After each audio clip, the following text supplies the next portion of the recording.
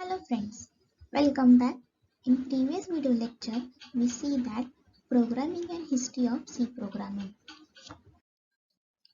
In this lecture too, we are going to discuss algorithm and flowchart. That is, today's video lecture agenda is Introduction to Algorithm and Introduction to Flowchart, a process of arriving at an efficient solution to the given problem is known as problem solving. To solve a problem by using a computer, we need to follow some well-defined steps.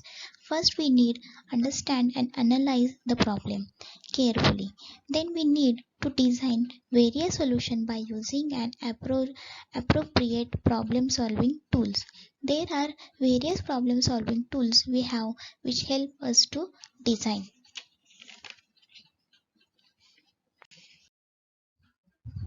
In this tutorial, we are going to discuss algorithm, that is introduction to algorithms. First of all, we know that what is an algorithm. Algorithm is a process or set of rules to be followed in calculation or other problem solving operation, especially by a computer. Or algorithm is a step-by-step procedure to solve a specific problem contain set of precise and well-defined instructions command. Algorithms are written in natural language. That means you can say English like statements we use. Algorithm contains a set of precise and well-defined instructions and commands. Let's understand an algorithm. Algorithm is something like guiding a traveler, that is, which shows the direction of the traveler on the road. Computer also has no self-intelligence, don't know anything.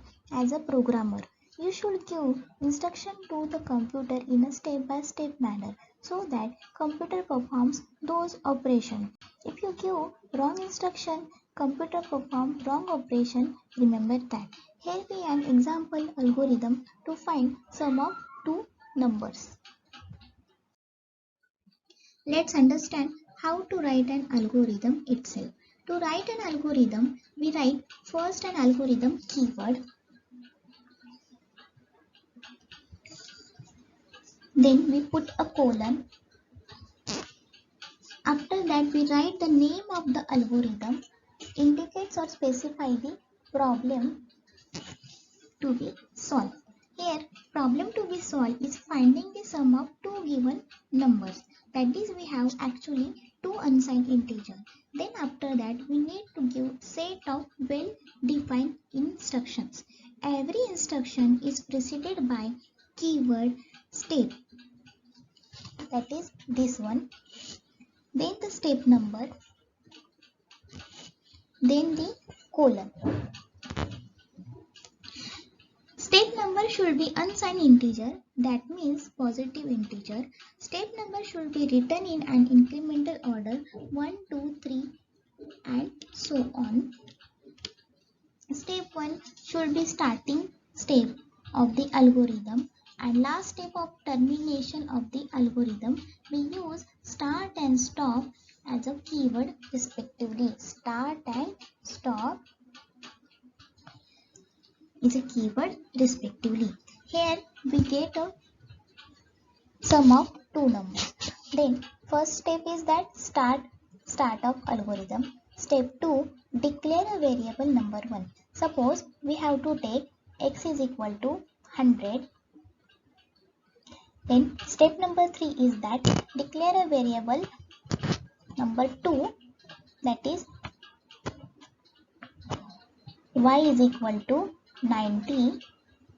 Declare a variable sum. So we have to declare the formula for that respectively. What is your operation?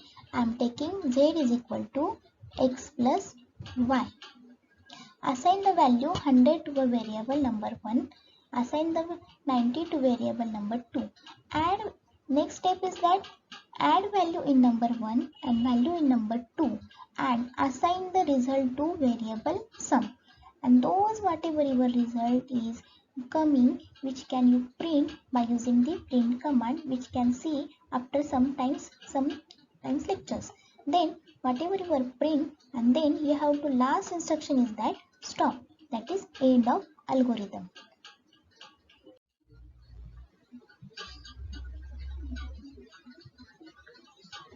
Now we see that characteristics of good algorithm: input, inputs 0 or more inputs.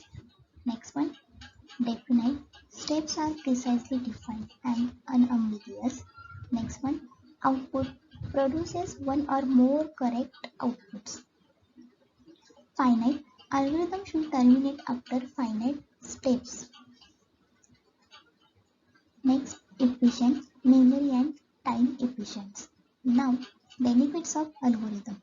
What is the benefits of the algorithm?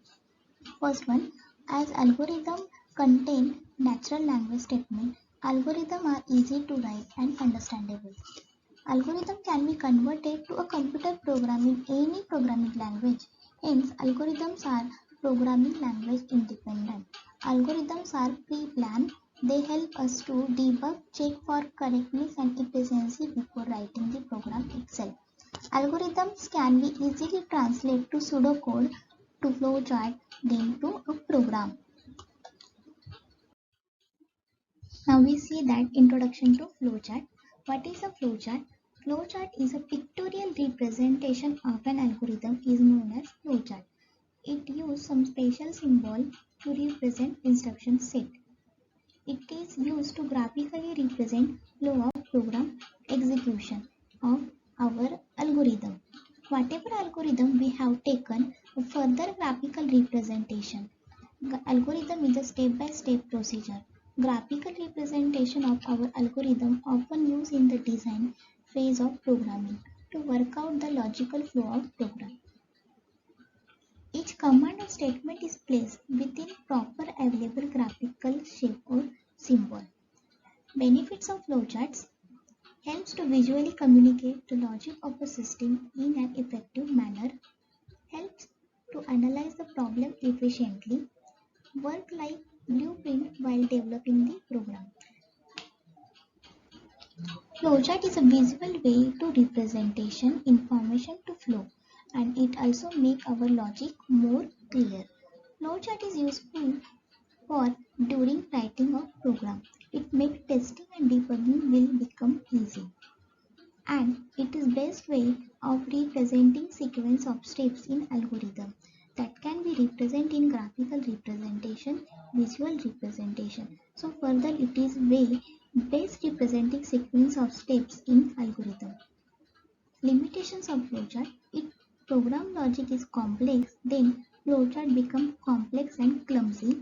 If alternation need to be done to flowchart, then we might need to redraw the flowchart once again.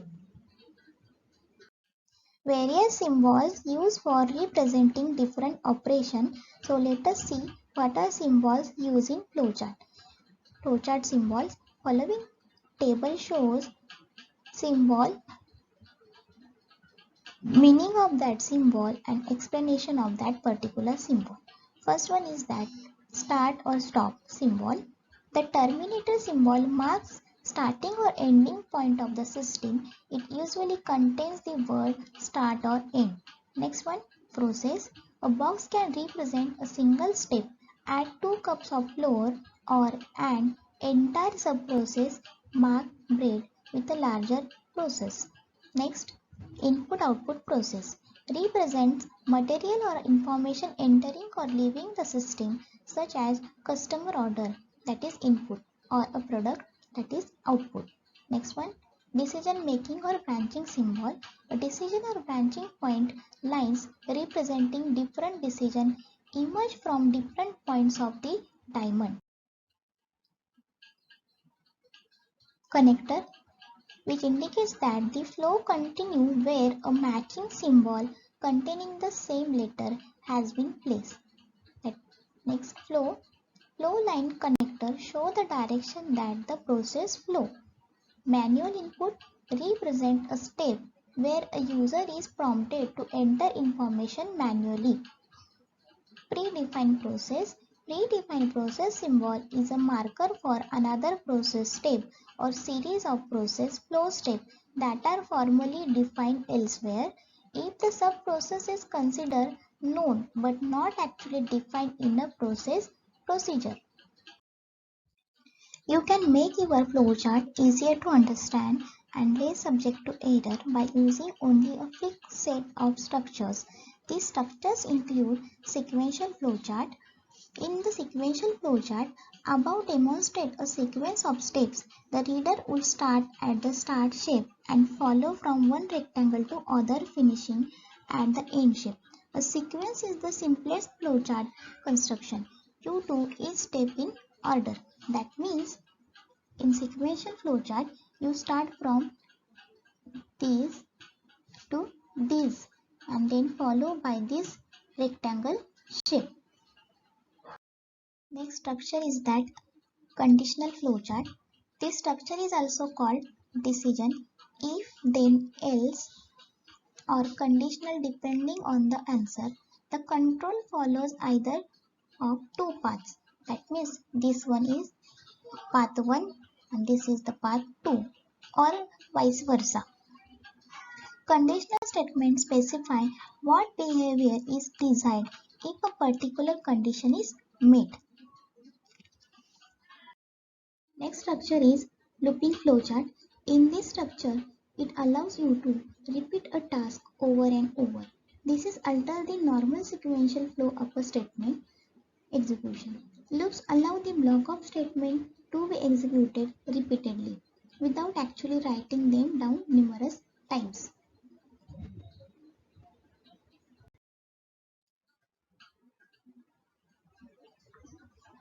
Let's see an example to implement the flowchart and algorithm. Let's start with simple example. To find the area of circle, for that we have to write algorithm and flowchart. So this is the basic diagram for the area of circle. Whatever requirement of area of circle, we know that formula of area of circle, radius and value of pi. I am showing algorithm and flowchart simultaneously. First of all, I am showing algorithm.